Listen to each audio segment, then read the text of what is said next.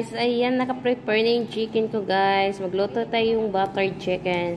Ayan, lagyan natin siya ng rub guys. Ayan yung rub.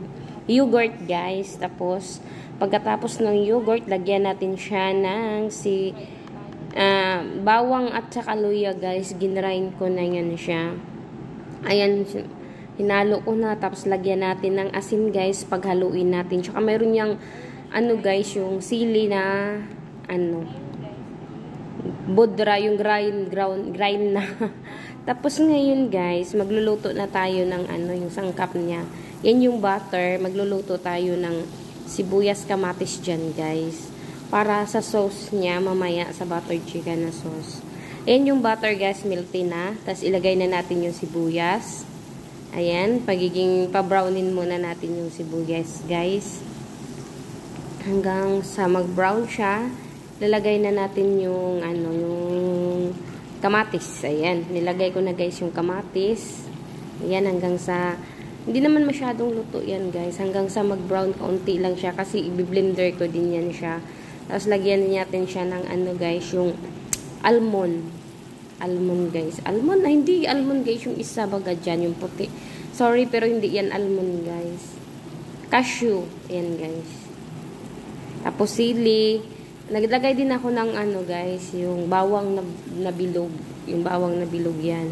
Yan, pinaghalo-halo ko na guys. Tapos, lagyan ko yan ng lagyan na siya ng mga sangkap niya guys. Mga sangkap. Tapos yun, ilagay na natin siya sa blender. May timpla na yun guys. Ilagay ko siya sa blender. Agoy, umapaw-upaw. Sobrang init guys. Diyos ko, natapon talaga yan. Tingnan nyo. Yan, pagkatapos kong nilagay guys, hinugasan ko din natin tapos i-blender na natin siya. Kaya sa matibang natin guys, i-blender. Tapos ngayon, magluto na naman ako ng para sa manok guys. Ayan. Yan na yung lagay, ayan na yung lulutuan ko. Yun sa manok na minarinate ko guys. Ayan, may bawang at luya na siya. Ayun, diba guys? Yun, pagkatapos yan. Lalagay na natin yung manok natin. Ayan yung manok na minarinate ko.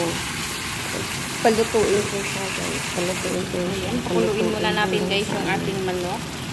Hanggang sa yung maluto siya. Tsaka lagyan ko siya ng mga halo guys. May sili. Mayroon siyang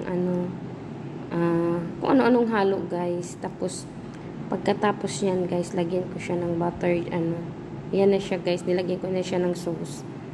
Ayan. Shortcut lang guys kasi mahirap ang mag-video mag-isa.